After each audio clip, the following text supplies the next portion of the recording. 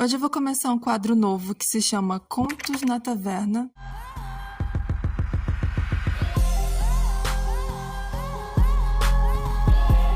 Hoje eu vou começar com os contos de fada de The Witch. Agora tu não tá mais no mundo real. Tu entrou nesse mundo da fantasia medieval e tá na minha taverna que se chama Pouso da Coruja. Cheguem mais perto, acomodem-se, puxem uma cadeira, deixem o frio lá fora. Sei que vocês cresceram ouvindo histórias sobre princesas adormecidas, finais felizes, e elas são ótimas para fazer a gente dormir, né? Mas no continente onde os bruxos caminham, a magia tem um preço. O felizes para sempre é uma ilusão. Os monstros, bem, às vezes eles são quem a gente menos espera. Se vocês têm estômago para as versões verdadeiras dessas lendas, então escutem com atenção. A Princesa e os Sete Gnomos. Vocês conhecem a história da Branca de Neve, né? A garota dócil com a maçã envenenada, o espelho mágico. Mas imaginem uma princesa chamada Henfrey. Ela também tinha uma madrasta cruel que usava um espelho mágico para ver o futuro. E ela descobriu que a enteada carregava uma maldição, chamada de Maldição do Sol Negro. A madrasta mandou um caçador matá-la na floresta, mas a Henfrey sobreviveu. E ela não encontrou uma casinha fofinha com 7 anões cantores. Ela encontrou um bando de 7 gnomos endurecidos pelo mundo. Eles não queriam que ela limpasse a casa. Então eles ensinaram ela a roubar, lutar e sobreviver. Então a princesa endureceu seu coração, afiou sua espada e se tornou uma mercenária letal. Quando ela finalmente voltou para cobrar sua vingança, não existia um príncipe encantado. Havia apenas um bruxo de cabelos brancos em uma rua de paralelepípedos ensanguentados, e uma escolha impossível entre o mal maior e o mal menor. O monstro da mansão solitária. A Bela e a Fera. A história de que o amor pode transformar até a criatura mais horrenda. No nosso mundo, um bruxo chamado Geralt encontrou uma mansão mágica. O dono dessa mansão se chamava Nivellen. E ele era um rapaz que foi amaldiçoado numa criatura formidável, com presas de javali e garras de urso. Nivellen conhecia as lendas. Ele sabia que um beijo de amor verdadeiro poderia quebrar a maldição. Então, ele pagava sacos de ouro para os pais deixarem suas filhas por 1 ano com ele. Mas a maldição nunca quebrava. Até que ele finalmente encontrou alguém que não tinha medo dele. Uma garota pálida, de voz doce, que o amava pela fera que ele era. O problema trágico dessa história é que a Bela de Nivellen não era uma garota indefesa. Ela era uma bruxa, uma espécie terrível e letal de vampira. O mal verdadeiro quebrou a maldição, sim, no fim das contas. Mas apenas quando o sangue dela foi derramado para salvar a vida do monstro que a amava. O Cavaleiro de Espinhos. O que acontece quando você faz uma promessa que não pode cumprir? Uma vez, um rei foi salvo na floresta por um cavaleiro amaldiçoado, um homem com o rosto coberto por espinhos de ouriço. Como pagamento por salvar a vida do rei, o cavaleiro cobrou pela lei da surpresa. Você me dará aquilo que deixou em casa, mas que ainda não sabe que possui. Foi o que ele disse. Quando o rei voltou ao castelo, descobriu que a rainha estava grávida. 15 anos depois, o cavaleiro ouriço invadiu a festa de noivado da princesa.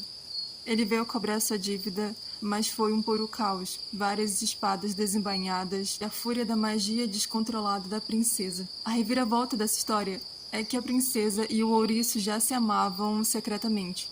E quando a meia-noite soou e a poeira baixou, o destino provou que era mais forte do que qualquer feitiço, devolvendo ao ouriço o seu rosto humano. O dilema do mar.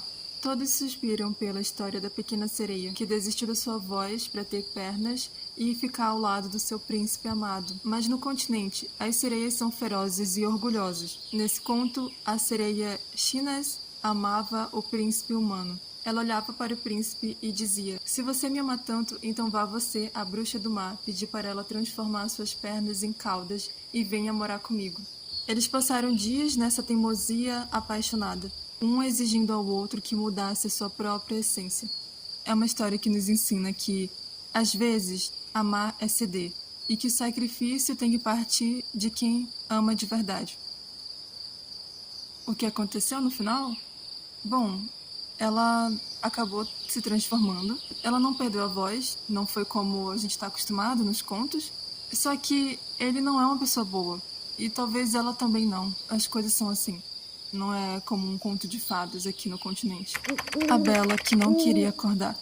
Imagine o clássico: um caixão de pedra, uma princesa adormecida, teias de aranha cobrindo o castelo e um príncipe cavalgando para despertá-la com um beijo do amor verdadeiro. Esqueça o beijo. A princesa Ada foi amaldiçoada ainda no ventre da mãe. Ela não nasceu uma menina, e sim uma estrige.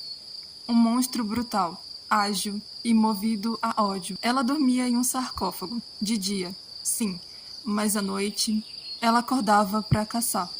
O reino inteiro fugiu de terror. O príncipe que foi até lá não carregava uma coroa. Ele lutou contra ela a noite inteira, sangrou, usou magias, correntes de prata, para impedir que ela voltasse ao seu caixão até o galo cantar. Quando o primeiro raio de sol tocou a pedra, a fera finalmente acordou, mas dessa vez como uma garotinha confusa e humana. O pote no fundo do rio. Por fim, a história do gênio da lâmpada. Um garoto esfrega uma lamparina, ganha 3 desejos e vira um sultão, certo? Nossos aladins foram um bardo tagarela chamado Yaskia e o nosso conhecido bruxo, que pescaram uma ânfora antiga no fundo de um rio. Quando o selo se rompeu, o Jin que saiu de lá não era um espírito camarada azul. Era uma força da natureza, caótica e furiosa por ter sido aprisionada lá.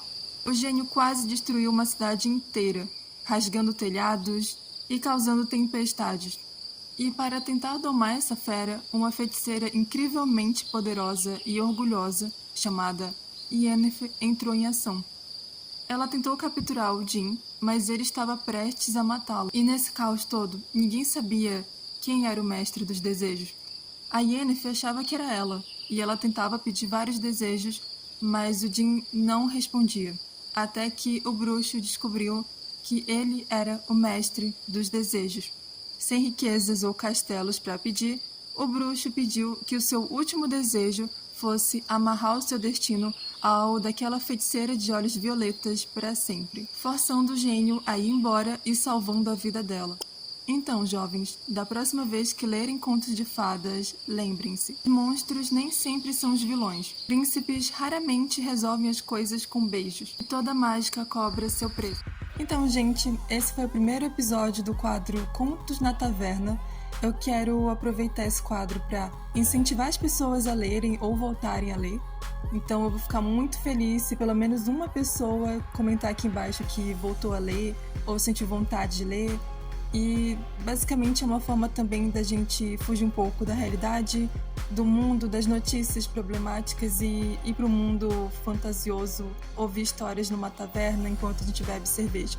Basicamente esse é o objetivo do quadro e eu fico muito feliz que vocês tenham ficado até o final.